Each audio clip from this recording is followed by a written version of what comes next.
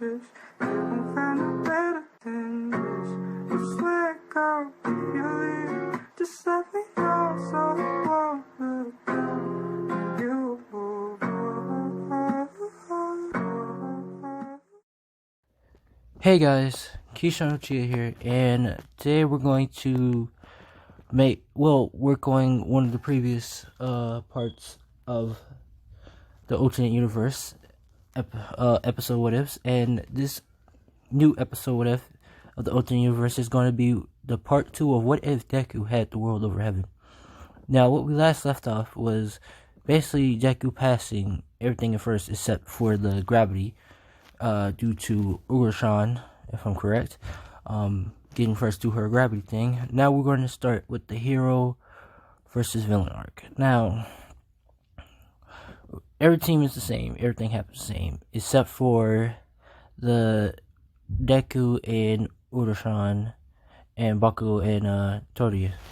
Now, Deku, he has that experience to unlock everybody's potential and stuff. Kind of has that boost motivation. Now, what he does is basically quite simple. He holds Urasha's hand and says, "I want to upgrade you," and she says, "What?" And he says, "I want to give you an upgrade." And she says, "What does that mean?" He says, "This let me show you." And he basically taps her on the forehead and gives her a massive boost with intelligence and unlock her quirk with many different ways of how she can use it or make other things. So she's like intelligent now, and and her quirk potential is unlocked in many different ways. So she's saying, "What did you do?" And he says, "Try something." And she formed, like, I'm gonna say, like, JoJo's Bizarre Adventures Part 2. If you seen Julius Caesar, if I'm correct. I forgot. Yeah, Caesar. When he used his bubbles, she can basically make bubbles, but if anyone touches them, will get basically levitating. Or she can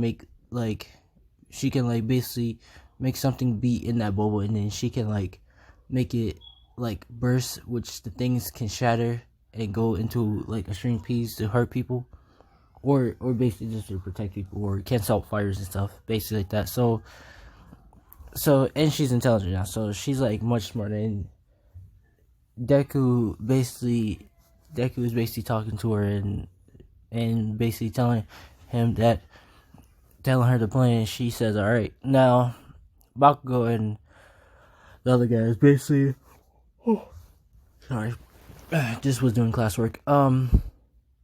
Bakugo and the other one was basically making their plans, and Bakugo says, "I don't care, I'm gonna kick Deku's ass," and he just goes away looking after Deku. Now Deku already knows this is gonna happen, so he says, "All right, Bakugo's come after me. I need you to just go up there, find the bomb, and hurry up and just patch up it."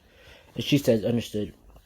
And she goes in her separate way, or basically she flies. Will do a flight and levitate, because now her brain is she has 100% pure unlocked her brain due to Deku unlocking her brain. So now she knows how to levitate and float. So now she can just fly around the building and look for the bomb. Now she does that, and Deku says 3, 2, 1, and now this is where, oh, sorry about that. Had to get the mail. Alright, so what was that? Okay, so Deku is counting 3, 2, 1. Bakugo comes in by the side, doing the explosions and saying, "There you are, you nerd." And Deku is basically sitting on a chair, having the star symbol showing brighting, kind of brighting on his side of his neck, he's saying, "Huh, so you came. I was correct, and you're here to fight me."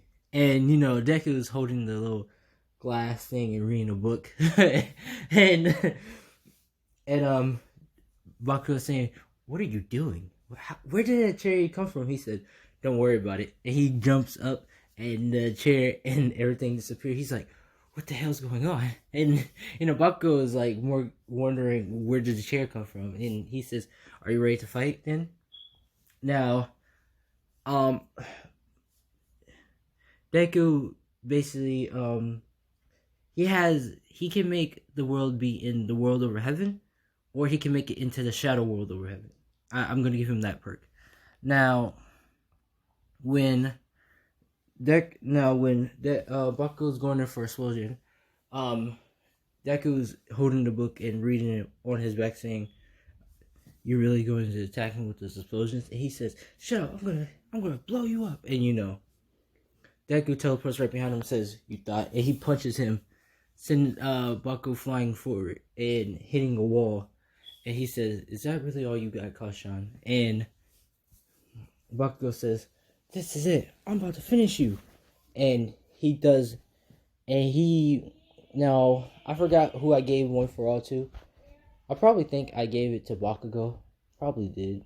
If I didn't, then, you can recorrect me in the comments below. But, Bakugo uses his offering plus the full explosion with the grenade, and Almighty is about to stop it, but he says, "I want to see this." And he lets go, and it shoots a massive explosion, like a big ass explosion, which Deku just stops time and walks past it and just sees Bakugo and says, and he just punches Bakugo in the chest, not punching his abdomen, but punching him in his chest, basically shattering his ribs. Not that bad, but like shattering them, and sending Bakugo flying. And Bakugo gets sent flying and hits the other side, and he gets launched out the building, and he's basically knocked out, coughing up blood. Now, Deku says, "Oh shit, I didn't mean to do that," and he goes outside and he heals Bakugo, saying, "Are you alright?" He says, "You punched too damn hard," and he laughs and he says, "My bad." And Ukashan, I can't say her name right. She already got to the bomb and touches it, and heroes win. And he says, and Bakugo says, "I'm just gonna lay here for a while." And he says, "I'll sit here with you." And now we're gonna start with the villain attack. Now, while they're on the bus, Deku's just reading his book, just chilling, and I'm gonna say, I forgot his name, but he's a female in this alternate universe, so it's a she. So I'm gonna find out the name later on. So basically, she sits next to him, and never mind, it's Todoroki. Yeah, Todoroki, if I'm correct. Yeah. So basically, Todoroki is a female in this. So Todoroki sits by Deku, and she asks him a question, saying, talking to him, and Deku, he's a person who doesn't really get shy or blushes around women. He's more like a cool type, reading books, learning, and just if he's bored, he sometimes grab things from other dimensions and toy around with them, or just go in other dimensions, stop time and just battle monsters from other dimensions for a quick minute. But Todoroki asks and says, "Hey, what are you doing?" And Deku looks at her, and his hair is long and it's quite yellow, and he looks at her and he says, "You have another quirk. It's fire. Why are you holding it? Why are you feeling burdened by that quirk?" And she's confused and saying, "What do you mean?" And and he says, "That's your father's quirk, but why do you not use it? You only use ice. I want to see you use ice. Why are you not using the fire?" And she doesn't want to talk about it and says, "I'm not going to talk about it." And he says, "You don't have to talk about it. It's cool, but when it's time right, you can talk to me about it." And they talk about something else, and they get to the building now. When everybody goes in, everybody happens the same. Everybody gets separated. Deku is with Tasu, or on, well, her and basically the Manetta ball dude.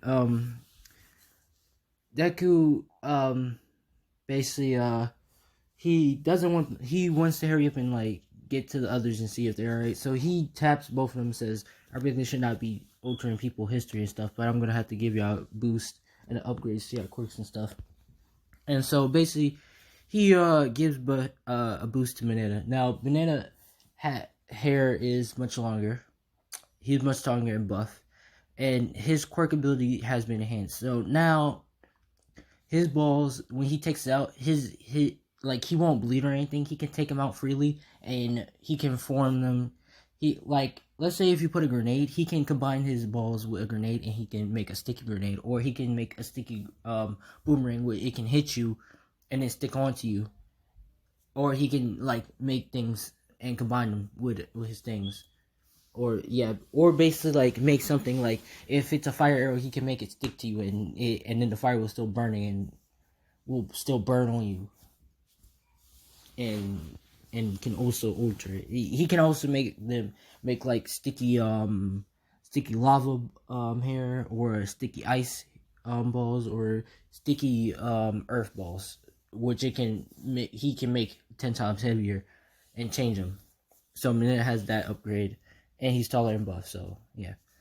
And she has more as a buff, not with her tongue, but he enhanced her speed and stuff, and like made her much more aware and much better at her jumps and stuff, and better at swimming and all that. So he basically stops time, and he takes him off the boat, and he says, "All right, go help the others. I'm going to go and see if Razorhead's alright." And they says okay, and they go separate.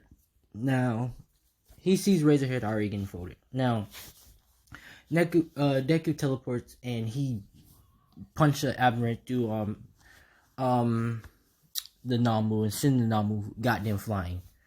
Now the Nabu's hitting the wall, and the Nabu is like injured, but you know his regeneration ability. Now Deku goes down and heals Razorhead. Razorhead's all perfectly fine healing. He gets up, he's like, I didn't know you was healing. You had the healing quirk. He said, oh no, that's not my healing quirk. I just have it.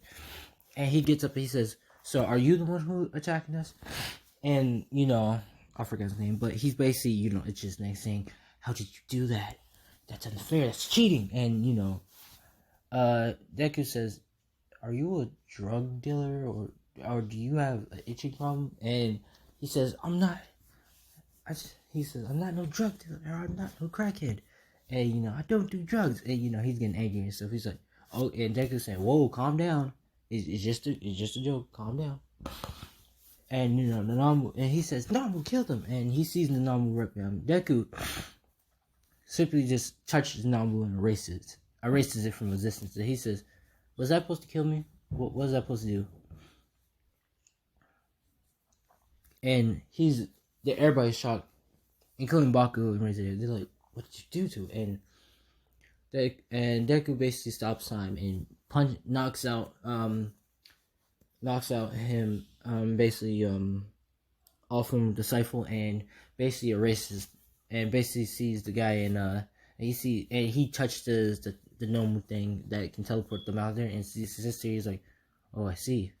And he basically touched it and fixed him back, and basically the whole villain arc is over. He gets captured, and the person who got turned into a noble was basically back to normal. So we have him back. Now we're going to end. I'm sorry this was a quick video, but this is going to be part 2 of what if Deku had over heaven. Let me know what you want to see different, who Deku should be with, what do you want to see next, who should die, who should live, who should be erased, who should be reworked on, who should be different or altered. Hey, it's Ultimate Universe What If. I want your ideas. I want to hear what y'all want to say. Leave a like. Let's get this up to 10 likes, maybe 5. Let's get up to 30 subs. 30 subs, not that bad. And if we get up to 30 subs, I might put a special What If. I'm Keisha Machia, and thanks for watching, and bye bye.